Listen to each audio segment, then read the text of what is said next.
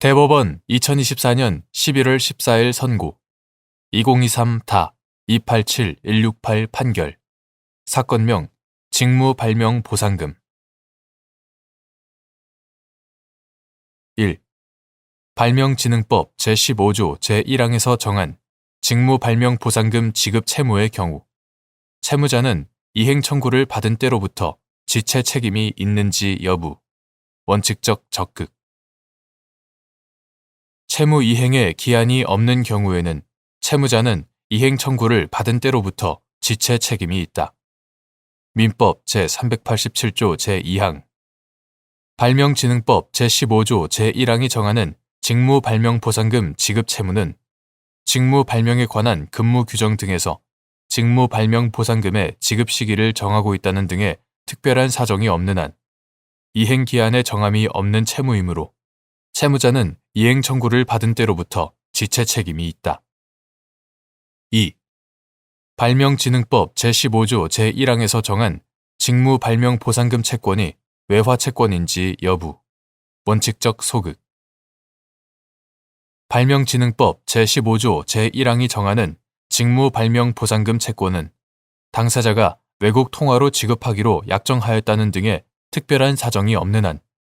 채권액이 외국 통화로 지정된 외화채권이라고 할 수 없다.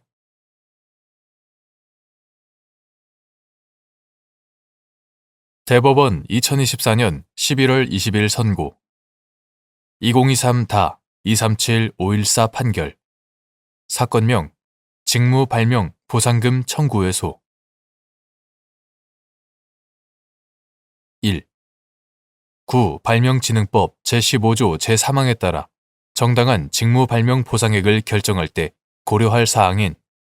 직무발명에 의하여 사용자가 얻을 이익의 의미 직무발명과 상당 인과관계가 있는 이익 및 그 판단 방법 사용자가 직무발명을 승계한 이후 실제로 직무발명에 의하여 얻은 이익이 있는 경우 이를 직무발명에 의하여 사용자가 얻을 이익을 산정할 때 참작할 수 있는지 여부, 적극 및 이때 직무발명 완성 이후의 사정으로서 사용자가 얻을 이익과 관련된 직무발명의 권리화 또는 사업화 경위 등을 함께 고려할 필요가 있는지 여부, 적극 9. 발명진흥법 2013년 7월 30일 법률 제11960호로 개정되기 전의 것 9. 발명진흥법 제15조 제3항은 사용자가 종업원으로부터 직무발명을 승계하는 경우 종업원이 받을 정당한 보상액을 결정할 때 그 발명에 의하여 사용자가 얻을 이익과 그 발명의 완성에 사용자와 종업원이 공헌한 정도를 고려하도록 하고 있다. 이때 직무발명에 의하여 사용자가 얻을 이익은 직무발명과 상당 인과관계가 있는 이익을 의미한다. 원칙적으로 사용자가 종업원으로부터 직무발명을 승계한 시점을 기준으로 장래의 사용자가 직무발명에 의하여 얻을 것으로 합리적으로 예견되는 이익을 보상금 산정의 기초로 삼아 정당한 보상액을 결정하여야 한다. 그런데 장래 사용자가 직무발명에 의하여 얻을 이익을 예상하여 보상금을 결정하는 데에는 어려움이 있으므로 사용자가 직무발명을 승계한 이후에 실제로 직무발명에 의하여 얻은 이익이 있다면 이를 직무발명에 의하여 사용자가 얻을 이익을 산정할 때 참작할 수 있다. 이처럼 사용자가 직무발명을 승계한 이후에 실제로 얻은 이익을 참작하여 직무발명에 의하여 사용자가 얻을 이익을 산정하고 이를 기초로 종업원이 받을 정당한 보상액을 결정하는 때에는 직무발명의 완성에 사용자와 종업원이 공헌한 정도뿐만 아니라 직무발명 완성 이후의 사정으로서 사용자가 얻을 이익과 관련된 직무발명의 권리화 또는 사업화 경위 등까지 함께 고려할 필요가 있다. 2. 처분 문서의 증명력 처분 문서의 기재 내용과 다른 명시적, 묵시적 약정이 있는 경우 그 기재 내용과 다른 사실을 인정할 수 있는지 여부, 적극 및 작성자의 법률 행위를 해석할 때 자유심증주의가 적용되는지 여부, 적극. 당사자 사이에 계약서의 문헌과 다른 내용으로 의사가 합치된 경우, 그에 따라 계약이 성립한 것으로 해석하여야 하는지 여부, 적극. 처분 문서의 진정 성립이 인정되는 이상, 법원은 반증이 없는 한 그 문서의 기재 내용에 따른 의사표시의 존재 및 내용을 인정하여야 하고, 합리적인 이유 설시 없이 이를 배척하여서는 아니 되나, 처분 문서라 할지라도 그 기재 내용과 다른 명시적, 묵시적 약정이 있는 사실이 인정될 경우에는 그 기재 내용과 다른 사실을 인정할 수 있고, 작성자의 법률 행위를 해석함에 있어서도 경험 법칙과 논리 법칙에 어긋나지 않는 범위 내에서 자유로운 심증으로 판단할 수 있다. 일반적으로 계약을 해석할 때에는 형식적인 문구에만 얽매여서는 안 되고, 쌍방 당사자의 진정한 의사가 무엇인가를 탐구하여야 하고, 계약 내용이 명확하지 않은 경우 계약서의 문헌이 계약 해석의 출발점이지만 당사자들 사이에 계약서의 문헌과 다른 내용으로 의사가 합치된 경우에는 그 의사에 따라 계약이 성립한 것으로 해석하여야 한다.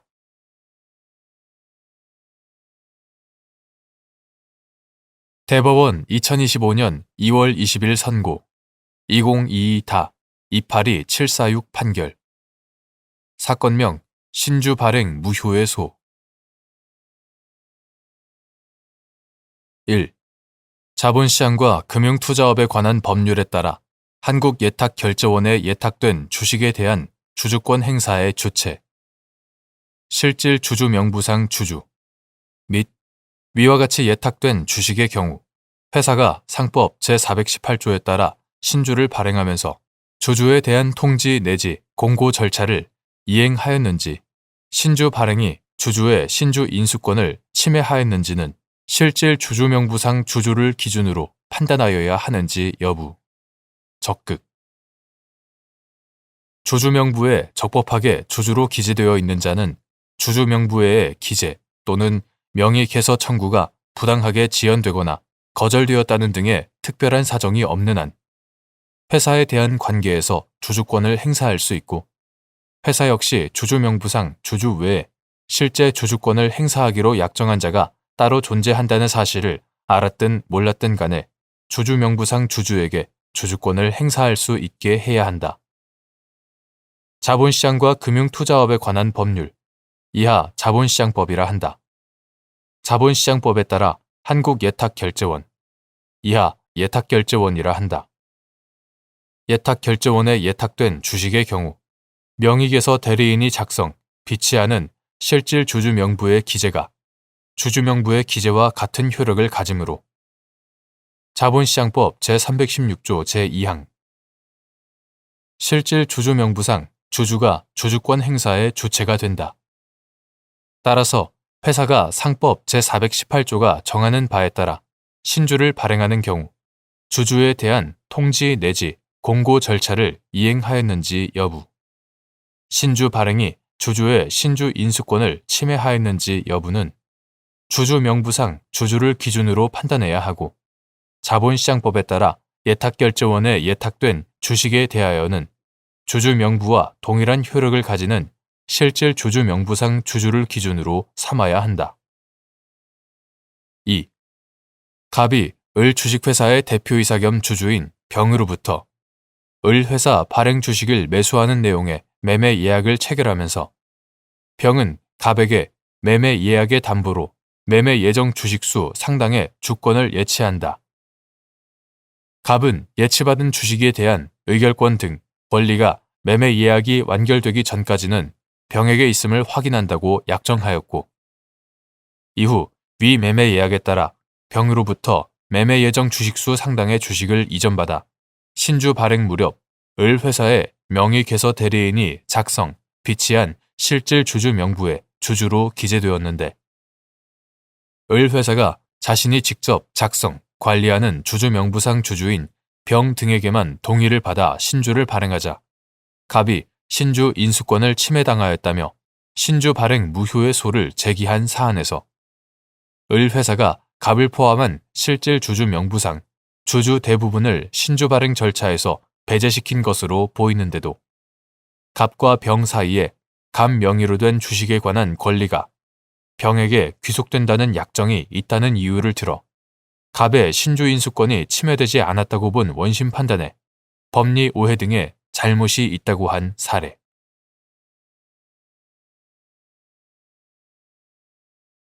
대법원 2025년 2월 20일 선고 2022-306-048 등 판결 사건명 보험금 등 1. 생명보험에서 지정보험 수익자 사망 후 보험계약자가 재지정권을 행사하기 전에 보험계약자가 사망하거나 보험사고가 발생하고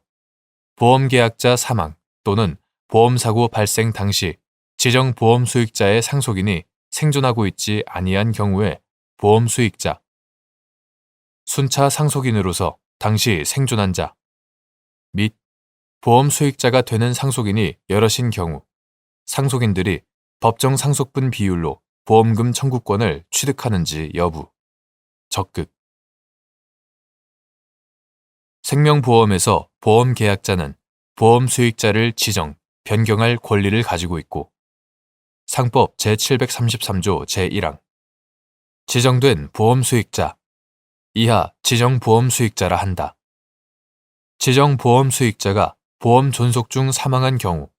보험계약자는 다시 보험수익자를 지정할 수 있되 보험계약자가 지정권을 행사하지 아니하고 사망하거나 보험계약자가 지정권을 행사하기 전에 보험사고가 생긴 때에는 지정보험수익자의 상속인을 보험수익자로 한다. 상법 제733조 제3항, 제4항 상법 제733조 제3항, 제4항은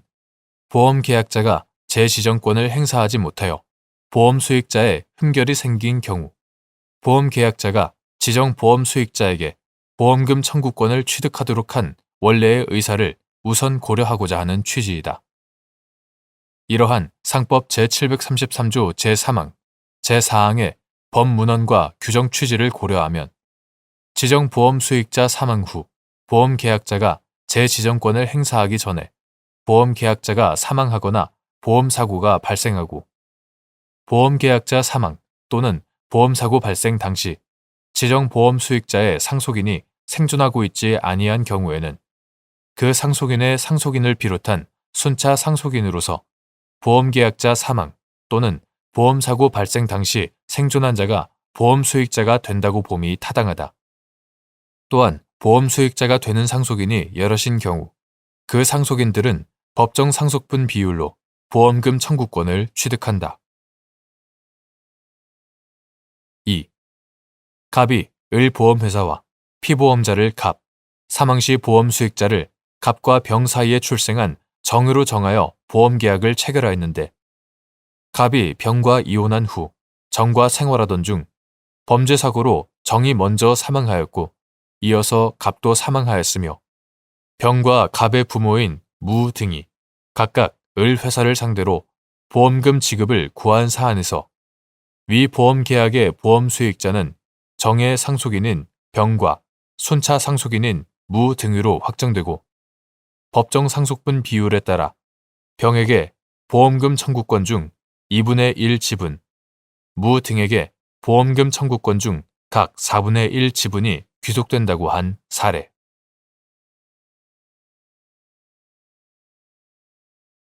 대법원 2025년 2월 27일 선고 2023-233-895 판결 사건명 손해배상 기 1. 법관의 재판에 대한 국가배상 책임이 인정되기 위한 요건 법관의 재판에 법령 규정을 따르지 않은 잘못이 있더라도 이로써 바로 재판상 직무행위가 국가배상법 제2조 제1항에서 말하는 위법한 행위로 되어 국가의 손해배상 책임이 발생한 것은 아니고 국가배상 책임이 인정되려면 법관이 위법하거나 부당한 목적을 가지고 재판을 하였다거나 법이 법관의 직무수행상 준수할 것을 요구하고 있는 기준을 현저하게 위반하는 등 법관이 그에게 부여된 권한의 취지에 명백히 어긋나게 이를 행사하였다고 인정할 만한 특별한 사정이 있어야 한다. 2. 대법원에서의 변론에 관한 규칙에서 대법원 변론 또는 선고를 중계방송하거나 녹화의 결과물을 인터넷 홈페이지 등에 게시할 수 있도록 규정한 취지 및 위 대법원 규칙에 따라 이루어진 대법원 변론 또는 선고의 중계방송 내지 녹화 결과물의 게시에 대하여 국가배상 책임이 인정될 수 있는지 여부. 원칙적 소극. 법원조직법 제59조는 누구든지 법정 안에서는 재판장의 허가 없이 녹화, 촬영, 중계 방송 등의 행위를 하지 못한다 라고 규정하고 있다. 대법원에서의 변론에 관한 규칙 제7조의 2, 제1항은 누구든지 대법원 변론 또는 선고에 대한 녹음, 녹화, 촬영 및 중계 방송을 하고자 하는 때에는 재판장의 허가를 받아야 한다라고 규정하고 제2항은 재판장은 필요하다고 인정하는 경우 대법원 변론 또는 선고를 인터넷, 텔레비전 등 방송통신 매체를 통하여 방송하게 할 수 있고 변론 또는 선고에 관한 녹음, 녹화의 결과물을 인터넷 홈페이지 등을 통해 공개할 수 있다라고 규정하며 제3항은 재판장은 소송 관계인의 변론권, 방어권, 기타 권리의 보호, 법정의 질서 유지 또는 공공의 이익을 위하여 변론 또는 선고에 대한 녹음, 녹화, 촬영 및 중계 방송 등 행위의 시간, 방법을 제한하거나 허가의 조건을 부과하는 등 필요한 조치를 취할 수 있다라고 규정한다. 위 대법원 규칙에서 대법원 변론 또는 선고를 중계방송하거나 녹화의 결과물을 인터넷 홈페이지 등에 게시할 수 있도록 규정하는 것은 헌법에서 규정하는 공개 재판의 원칙을 보다 적극적으로 구현함으로써 재판의 공정성과 투명성, 재판에 관한 신뢰를 제고할 뿐만 아니라 해당 재판의 쟁점을 일반 국민에게 알려 사회적으로 그에 관한 인식을 공유하도록 함으로써 궁극적으로는 재판 당사자가 가지는 공정한 공개 재판을 받을 권리와 일반 국민의 알 권리를 실질적으로 실현하기 위한 것이다. 위 대법원 규칙에 따라 재판장이 대법원 변론 또는 선고의 중계방송이나 녹화 결과물의 게시를 하도록 하거나 그 중계방송 등 행위의 제한이나 조건의 부과 등 필요한 조치를 한 것은 중계방송이나 녹화 결과물 게시를 통해 달성하고자 하는 공공의 이익과 재판 당사자의 초상권 등 인격권 침해 우려 사이에서 여러 사정을 종합적으로 고려한 이익 형량을 통하여 이루어진 것으로 볼 수 있다. 재판장의 그러한 판단이 법관의 직무 수행상 준수할 것으로 요구되는 기준을 현저하게 위반하는 등 법관이 그에게 부여된 권한의 취지에 명백히 어긋나게 이를 행사하였다고 볼 사정이 없는 이상 그에 따라 이루어진 대법원 변론 또는 선고의 중계방송 내지 녹화 결과물의 게시에 대하여 국가 배상 책임이 인정될 수는 없다. 3. 대법원이 가수 갑의 그림 대작 형사 사건의 공개 변론 과정을 촬영하여 대법원 홈페이지와 인터넷 포털 사이트로 실시간 중계하고 대법원 담당 공무원이 위와 같이 촬영된 공개 변론 동영상을 대법원 홈페이지에 게시하자 공개 변론 법정에 공동 피고인으로 출석하였던 갑의 매니저 을이 자신의 초상권이 침해당하였다며 국가 배상을 청구한 사안에서 공개 변론 후 그 녹화 결과물을 게시하도록 한 재판장의 명령에는 위법 또는 부당한 목적을 가지고 있었다거나 법관이 직무 수행상 준수할 것을 요구하는 기준을 현저하게 위반한 위법이 있다고 보기 어렵고 녹화 결과물을 게시한 담당 공무원의 직무 행위는 재판장의 명령에 따른 것에 불과하여 별도의 위법성을 인정하기 어려운데도 이에 관하여 제대로 심리, 판단하지 않은 채 공개 변론의 녹화 결과물을 게시할 때 을의 얼굴에 모자이크 처리를 하지 않았다는 이유로 을의 초상권이 침해되었다고 보아 국가배상 책임을 인정한 원심 판단에 법리 오해 등의 잘못이 있다고 한 사례.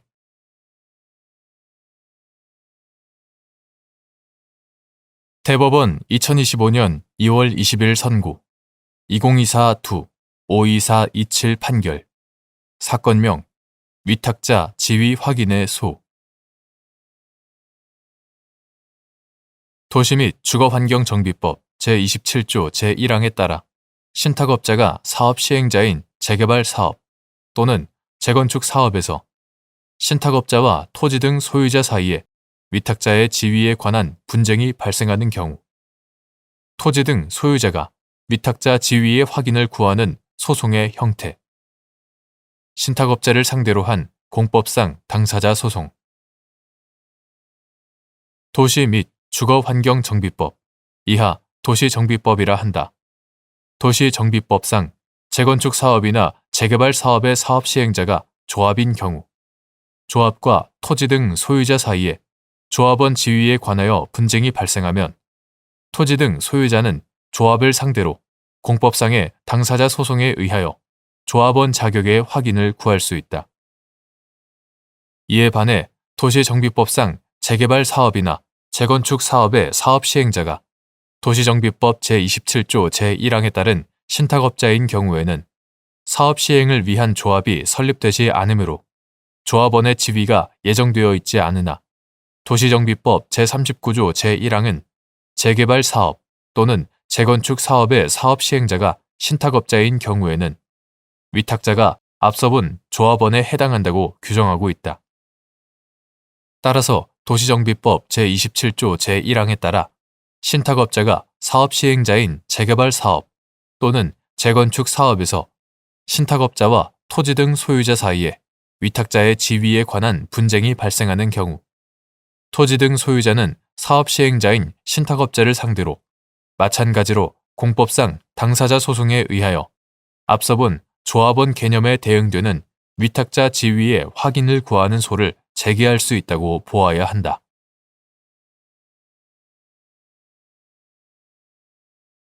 대법원 2025년 2월 20일 선고 2024-2-55877 판결 사건명 교원소청심사위원회 결정 취소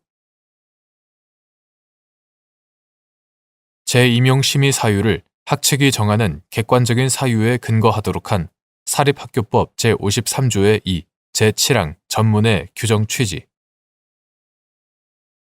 사립대학 교원에 대한 재임용 거부의 객관적 사유가 전혀 존재하지 않거나 재임용 심사에서 재량권을 일탈, 남용한 결과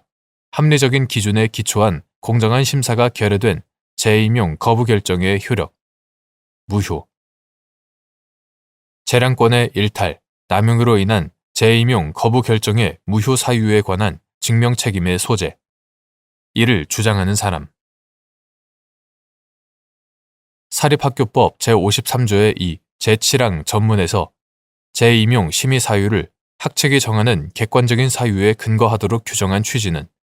대학 교원으로서의 재임용 자격 내지 적격성 유무가 임용권자의 자의가 아니라 학생 교육에 관한 사항,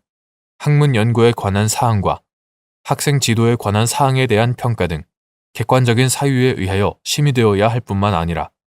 해당 교원에게 사전에 심사 방법의 예측 가능성을 제공하고 사후에는 재임용 거부 결정이 합리적인 기준에 의하여 공정하게 이루어졌는지를 심사할 수 있도록 재임용 심사 기준이 사전에 객관적인 규정으로 마련되어 있어야 함을 요구하는 것으로 보아야 한다. 사립대학 교원에 대한 재임용 거부의 객관적 사유, 즉 재임용 심사 기준에 미달된다는 사유가 전혀 존재하지 않거나 그 사유가 존재한다 하더라도 교원으로서의 능력과 자질을 검증하여 적격성 유무를 심사하기 위한 재임용 심사에서의 재량권을 일탈, 남용한 결과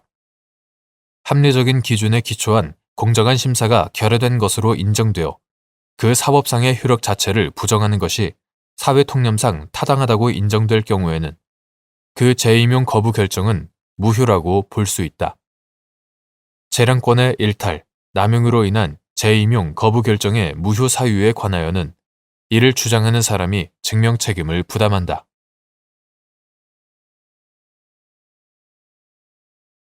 대법원 2025년 2월 27일 선고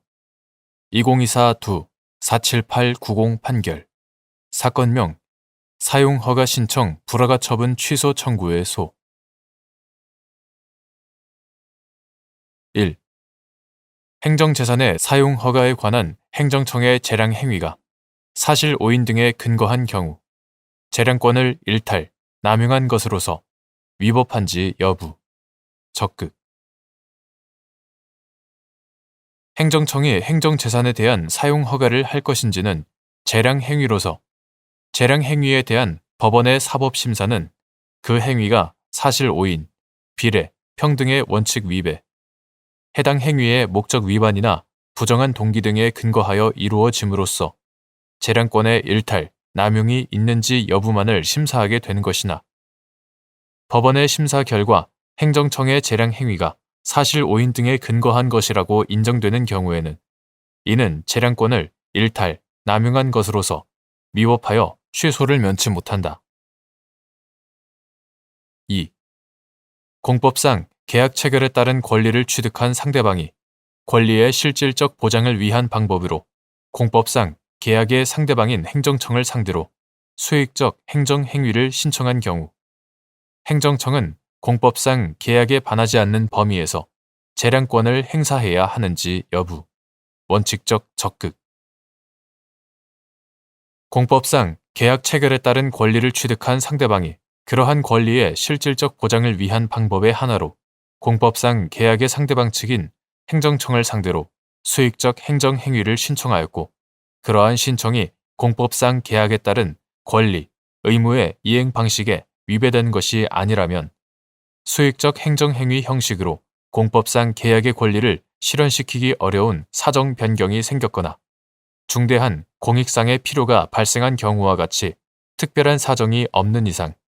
행정청으로서는 수익적 행정행위에 관한 재량권을 공법상 계약에 반하지 않는 범위에서 행사해야 한다.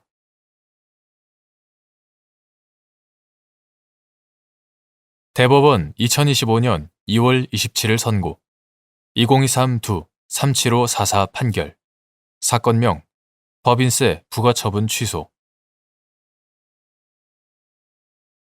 조세법규의 해석원칙 및 조세법규에 관하여 한목적적 해석이 불가피한 경우 법인세법상 감가상각자산 중 하나인 사용수익 기부 자산 가액에 대한 자본적 지출이 있는 경우 상각 범위액을 계산하는 방법 및 자녀 사용수익 기간 중에 해당 자본적 지출 부분이 법인의 사업에 더 이상 사용되지 않게 된 경우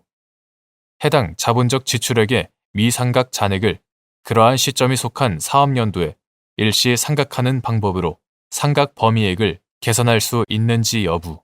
원칙적 적극. 조세법률주의의 원칙상 조세법규는 특별한 사정이 없는 한 법문대로 해석하여야 하고 합리적 이유 없이 확장, 축소 해석하거나 유추 해석하는 것은 허용되지 않지만 법규 상호 간의 해석을 통하여 그 의미를 명백히 할 필요가 있는 경우에는 조세법률주의가 지향하는 법적 안정성 및 예측 가능성을 해치지 않는 범위 내에서 입법 취지 및 목적 등을 고려한 한목적적 해석을 하는 것은 불가피하다. 구 법인세법 2018년 12월 24일 법률 제16008호로 개정되기 전의 것. 구 법인세법 제23조는 제1항 본문에서 고정자산에 대한 감가상각비는 내국 법인이 각 사업연도에 손금으로 계상한 경우에만 대통령령으로 정하는 바에 따라 계산한 금액 이하 상각 범위액이라 한다. 상각 범위액의 범위에서 해당 사업연도의 소득 금액을 계산할 때 이를 손금에 산입하고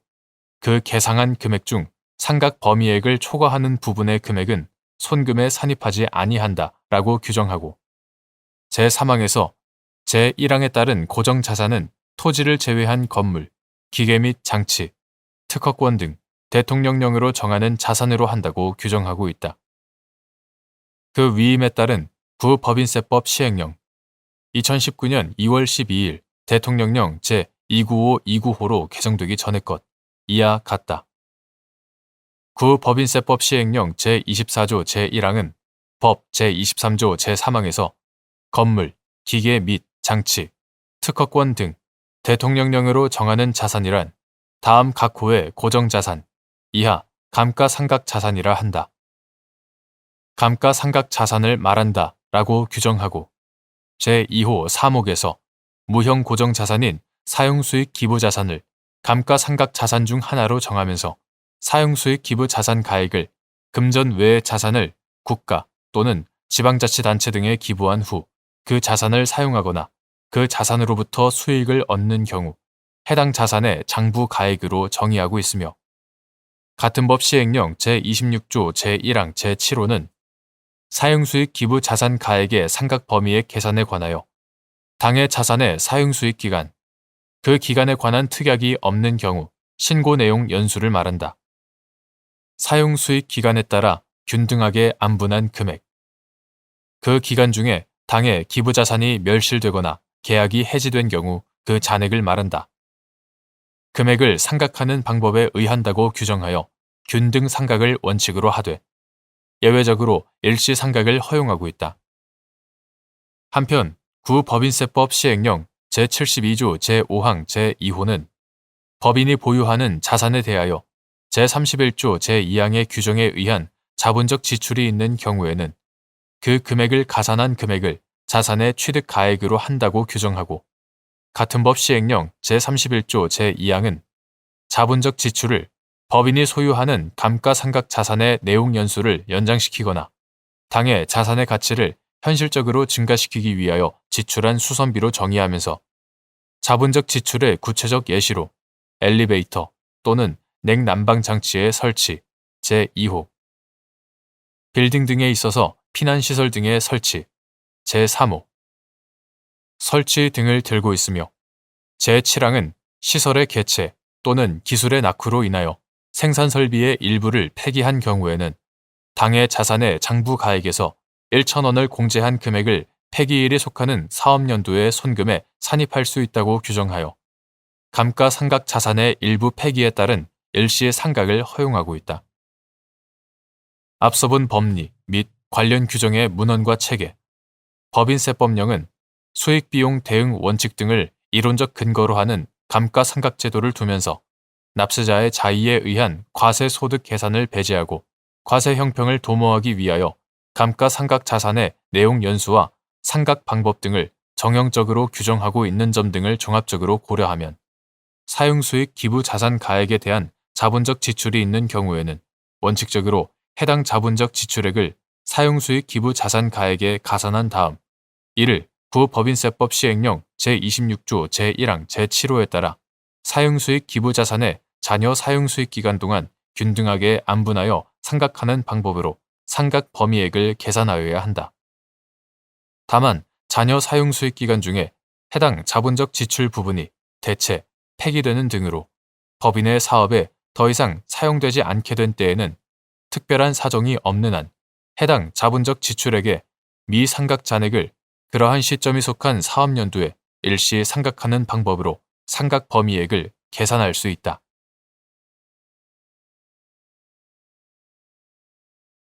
대법원 2025년 2월 27일 선고 2024-2 57262 판결 사건명 종합소득세 부과처분 등 취소 청구의 소 법정 신고 기한 내에 과세표준 신고서를 제출한 납세자가 부정행위를 하였더라도 그로 인하여 국세를 포탈하거나 환급, 공제받지 않은 경우 그 국세의 부과제척기간 5년 및 신고 납세 방식의 국세에서 해당 국세의 포탈이나 부정환급, 부정공제가 있었는지 판단하는 기준 가산세를 제외한 본세액 기준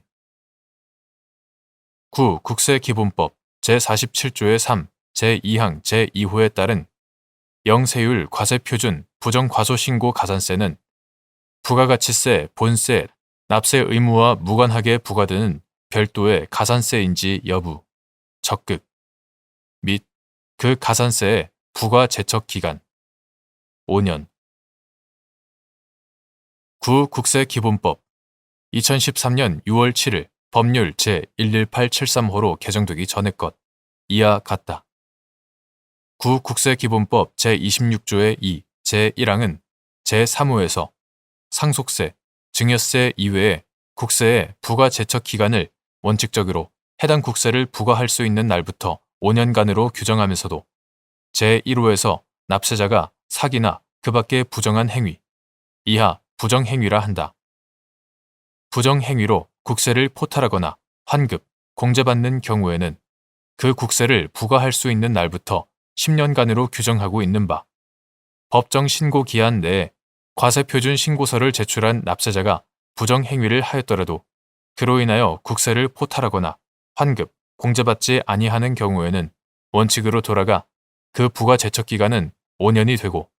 신고 납세 방식의 국세에서 해당 국세의 포탈이나 부정 환급, 부정 공제가 있었는지는 가산세를 제외한 본 세액을 기준으로 판단하여야 한다. 그리고 구국세기본법 제26조의 2, 제1항, 제1호의 2는 제1호와는 별도로 납세자가 부정행위로 각 목에 따른 가산세 부과 대상이 되는 경우에는 그 부과 제척 기간을 해당 가산세를 부과할 수 있는 날부터 10년간으로 규정하고 있다. 한편 구국세기본법 제47조의 3, 제2항, 제2호는 구부가가치세법 2013년 6월 7일 법률 제11873호로 전부 개정되기 전의 것, 이와 같다. 구부가가치세법에 따른 사업자가 구부가가치세법에 따라 부가가치세 과세표준과 납부세액 또는 환급세액을 신고한 경우로서 부정행위로 영세율 과세표준을 과소신고,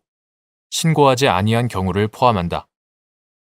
과소신고한 경우에는 각 목의 금액을 합한 금액에 그 과소신고분 영세율 과세표준의 1,000분의 5에 상당하는 금액을 합한 금액을 가산세로 한다고 규정하고 있다. 이하 위 규정에 따른 가산세를 영세율 과세표준 부정과소신고 가산세라 한다. 이러한 영세율 과세표준 부정과소신고 가산세는 사업자의 영세율 과세표준 신고 의무 위반에 대하여 가하는 제재로서 부가가치세 본세 납세 의무와 무관하게 부과되는 별도의 가산세이고 구국세기본법 제26조의 2, 제1항, 제1호의 2에 따라 10년의 부가제척 기간이 적용되는 별도의 가산세에도 포함되어 있지 않으므로 그 부가제척 기간은 5년이라고 보아야 한다.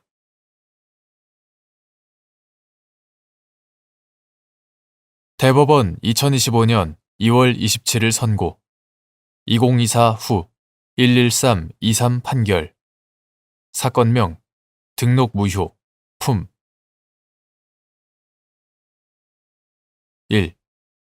식물신품종보호법 제16조 제1호에서 정한 품종보호를 받을 수 있는 요건 중 하나인 신규성의 의미.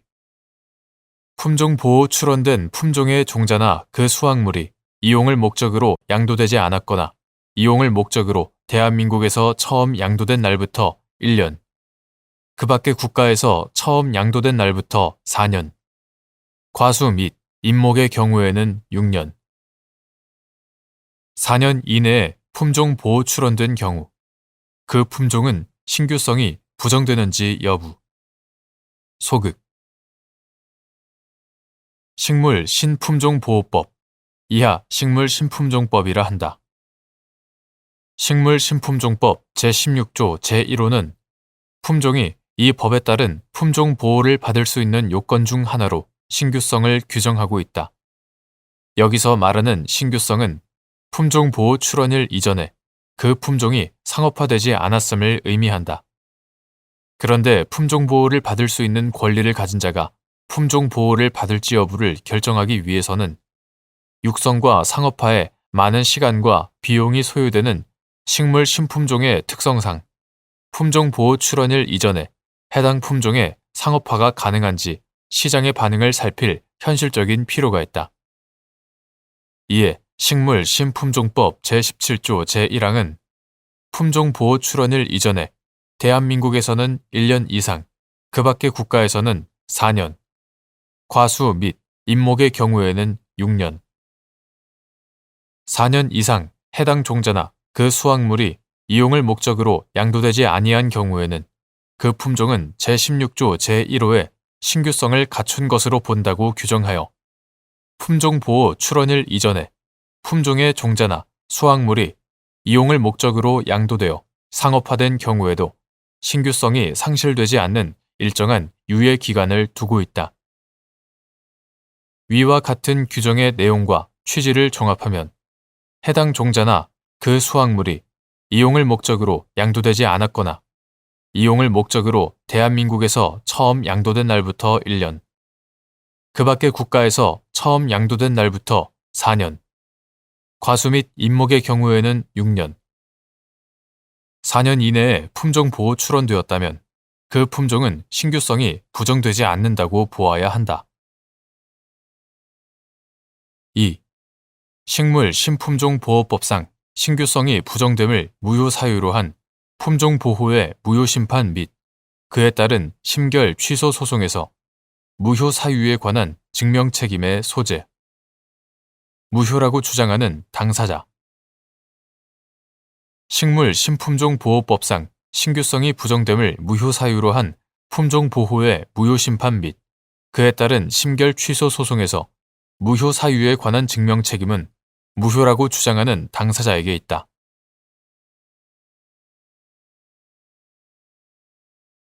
대법원 2025년 2월 20일 선고 2024도 17880 판결 사건명 주택법 위반 주택법 제11조의 5, 제2항, 제4호에서 정한 주택건설 대지의 의미 및 지구 단위 계획 결정이 필요한 주택건설 사업의 경우 별도의 사업으로 진행되는 공원, 녹지 등 기반시설 부지도 이에 포함되는지 여부, 소극. 주택법은 제15조에 따른 주택건설 사업계획 또는 대지 조성 사업계획의 승인을 받아 주택과 그 부대시설 및 복리시설을 건설하거나 대지를 조성하는 데 사용되는 일단의 토지를 주택단지라고 정의함으로써 제2조 제12호 주택단지라고 정의함으로써 주택건설사업계획을 심사, 판단하는 기초 단위를 주택단지로 규정하고 있다. 주택법 제11조 제2항은 관할 지방자치단체장으로부터 주택조합 설립인가를 받기 위해서는 해당 주택건설 대지의 80% 이상에 해당하는 토지의 사용 권한을 확보하고 15% 이상에 해당하는 토지의 소유권을 확보하여야 한다고 규정하고 있다. 주택법 제21조에 따르면 주택건설 사업 계획의 승인을 받으려는 자는 원칙적으로 해당 주택건설 대지 전체의 소유권을 확보하여야 하지만 제19조 제1항 제5호에 따라 의제되는 경우를 포함하여 지구 단위 계획 결정이 필요한 주택건설 사업의 경우 예외적으로 해당 대지 면적의 80% 이상, 등록 사업자와 공동으로 사업을 시행하는 주택조합의 경우에는 95% 이상, 80% 이상을 사용할 수 있는 권한을 확보하고 확보하지 못한 대지가 주택법상 매도 청구 대상이 되는 대지에 해당하면 주택건설 사업 계획의 승인을 받을 수 있다. 주택법 제11조의 5, 제2항 제4호는 조합원을 모집하는 자가 조합원 가입을 권유하거나 모집 광고를 하는 경우에는 주택건설 대지의 사용권한 및 소유권을 확보한 비율을 사실과 다르거나 불명확하게 제공하는 행위를 금지하고 있다. 이와 같이 조합원 모집 등 과정에서 사용권한 및 소유권 확보 비율에 관한 허위, 과장 광고를 제한하는 이유는 조합원의 재산권을 보호하고 사업 추진의 투명성과 안정성을 제고하기 위함이다. 이러한 규정의 문헌 및 내용, 입법 취지 등에 비추어 보면 주택법 제11조의 5, 제2항 제4호에서 정한 사용권한 및 소유권 확보 비율의 산정 기준이 되는 주택건설 대지는 주택건설 사업 주체가 주택법상 사업계획 승인을 받고자 하는 주택과 그 부대시설 및 복리시설이 건설되는 대지를 의미하고 지구 단위 계획 결정이 필요한 주택건설 사업의 경우라고 하더라도 별도의 사업으로 진행되는 공원, 녹지 등 기반시설 부지까지 포함한다고 볼 수 없다.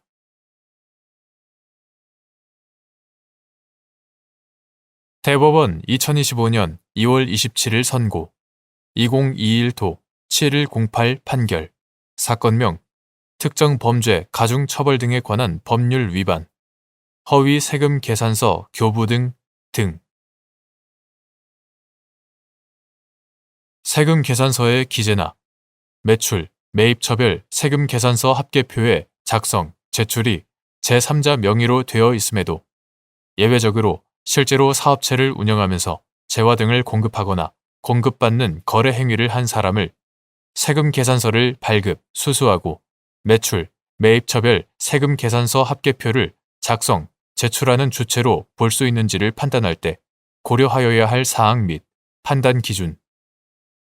이는 부가가치세법에 따른 세금 계산서 및 매출, 매입처별 세금 계산서 합계표와 유사한 기능을 수행하는 소득세법과 법인세법에 따른 계산서, 매출, 매입처별 계산서 합계표에 있어서도 마찬가지인지 여부. 적극. 전 단계 세액공제법을 채택하고 있는 부가가치세법 하에서 세금 계산서 제도는 당사자 간의 거래를 노출시킴으로써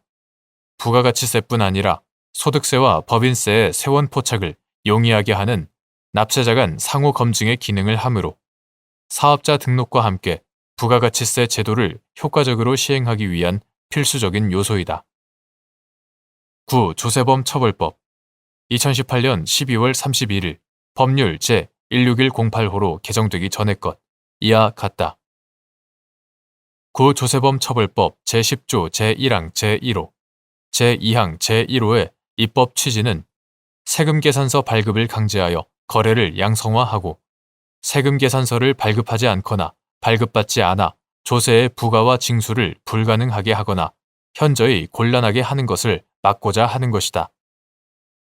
9. 조세범 처벌법 제10조 제3항 제1호의 입법 취지는 실물 거래 없이 세금 계산서를 수수하는 행위를 처벌함으로써 세금 계산서 수수 질서의 정상화를 도모하려는 데에 있고 위 규정들은 조세 포탈 여부가 구성 요건이 되는 다른 규정과 달리 세금 계산서가 갖는 증빙 서류로서의 기능을 중시한다. 재화 또는 용역, 이하, 재화 등이라 한다. 재화 등을 공급하거나 공급받은 자가 제3자의 위임을 받아 제3자의 사업자 등록을 이용하여 제3자를 공급하는 자로 기재한 세금 계산서를 교부하거나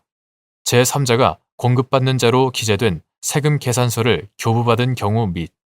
제3자의 명의로 재화 등의 공급에 관한 매출, 매입처별 세금 계산서 합계표, 이하 세금 계산서 합계표를 한다. 세금 계산서 합계표를 작성하여 정부에 제출한 경우에는 제3자가 세금 계산서 수수 및 세금 계산서 합계표 작성, 제출 행위를 한 것으로 볼 수 있으므로 그가 재화 등을 공급하거나 공급받지 아니한 이상 구조세범 처벌법 제10조 제3항 제1호 및 제3호의 정범이 되고 재화 등을 공급하거나 공급받은 자는 가담 정도에 따라 그 범행의 공동 정범이나 방조범이 될 수 있을 뿐 단독 정범이 될 수는 없다. 반면 재화 등을 공급하는 사람이 실제로는 자신이 직접 사업체를 운영하여 사업자 등록을 하면서 형식적으로 그 명의만을 제3자로 한 경우에는 그 명의자인 제3자가 아니라 실제로 사업체를 운영하면서 재화 등을 공급하는 거래 행위를 한 사람을 세금 계산서를 발급하고 세금 계산서 합계표를 기재, 제출하여 부가가치세를 납부하여야 하는 주체로 보아야 한다. 따라서 형식적으로 제3자 명의로 사업자 등록이 된 사업체를 운영하여 재화 등을 공급하는 사람이 비록 제3자 명의로 세금 계산서를 발행하고 세금 계산서 합계표를 기재, 제출하였다고 하더라도 실제로 그 세금 계산서 및 세금 계산서 합계표에 기재된 수량의 재화 등을 그 기재된 가격으로 공급한 이상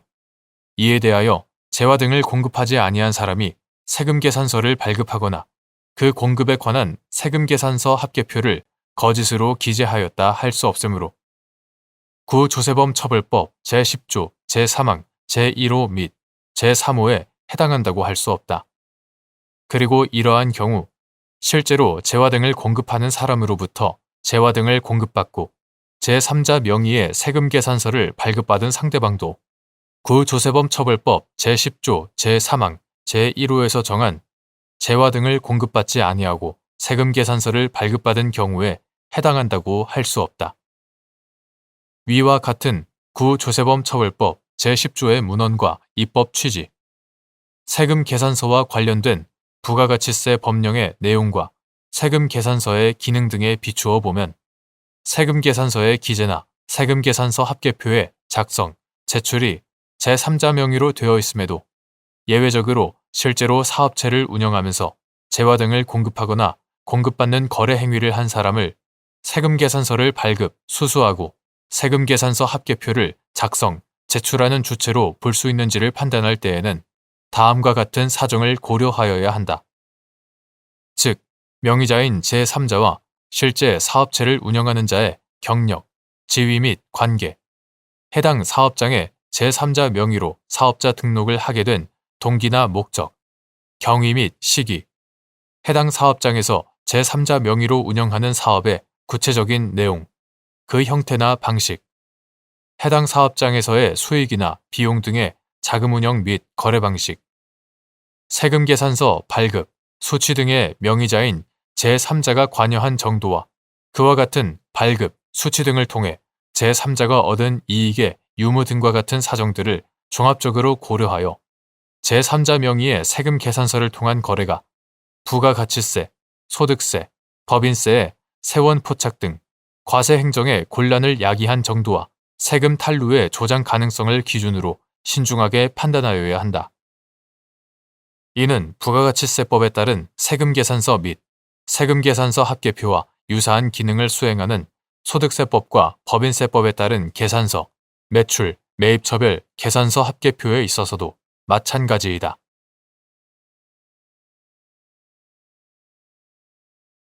대법원 2025년 2월 27일 선고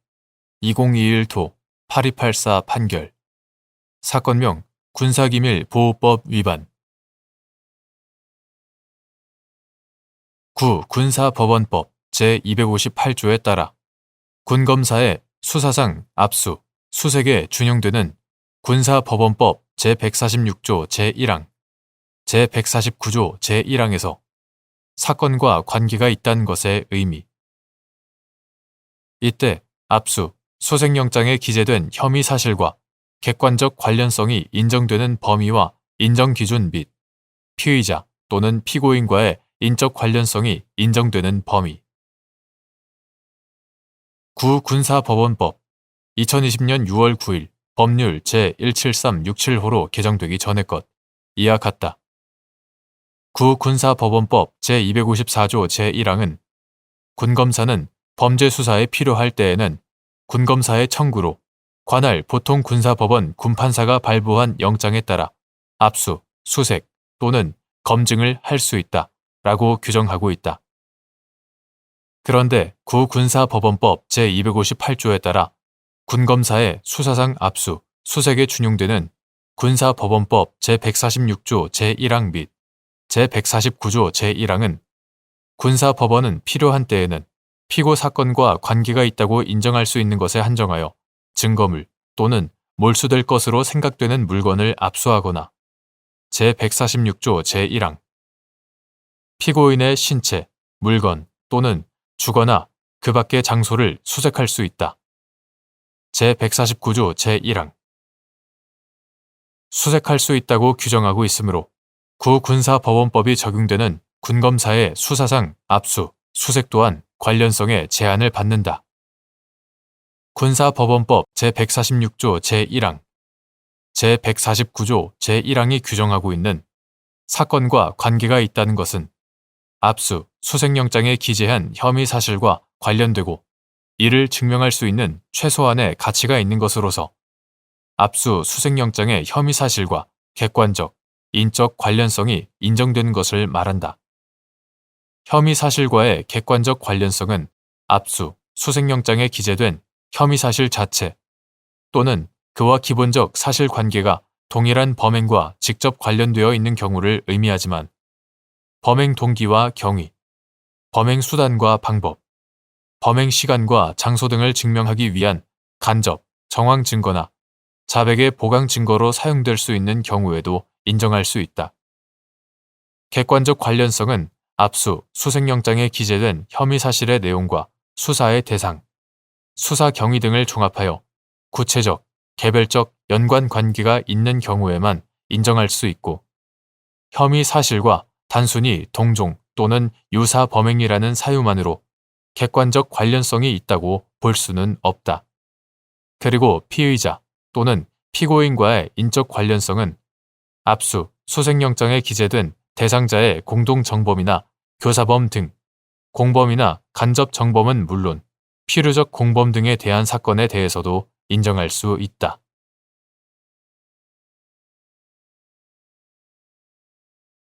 대법원 2025년 2월 27일 선고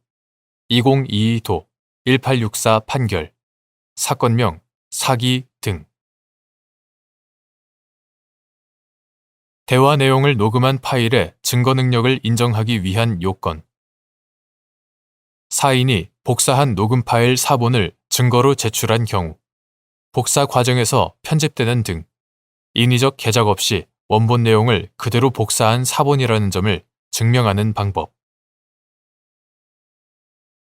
대화 내용을 녹음한 파일은 그 성질상 작성자나 진술자의 서명 또는 날인이 없을 뿐만 아니라 녹음자의 의도나 특정한 기술에 의하여 내용이 편집, 조작될 위험성이 있음을 고려하여 대화 내용을 직접 녹음한 원본이거나 혹은 원본으로부터 복사한 사본일 경우에는 복사 과정에서 편집되는 등 인위적 개작 없이 원본 내용 그대로 복사된 사본임이 증명되어야 하고 그러한 증명이 없는 경우에는 쉽게 증거 능력을 인정할 수 없다. 사인이 복사한 녹음 파일 사본을 증거로 제출한 경우 그 복사 과정에서 편집되는 등 인위적 개작 없이 원본 내용을 그대로 복사한 사본이라는 점은 해시, 해시값 비교 등 원본과 사본의 직접 비교를 통해 증명하는 것이 원칙이다. 다만 원본 제출이 불가능하거나 곤란하여 원본과 사본을 직접 비교할 수 없는 때에는 법원이 녹음 파일 생성과 전달 및 보관 등의 절차에 관여한 사람의 증언이나 진술, 녹음 파일에 대한 검증, 감정 결과, 수사 및 공판 심리의 경과 등 재반 사정을 종합하여 사본의 원본 동일성 증명 여부를 판단할 수 있다.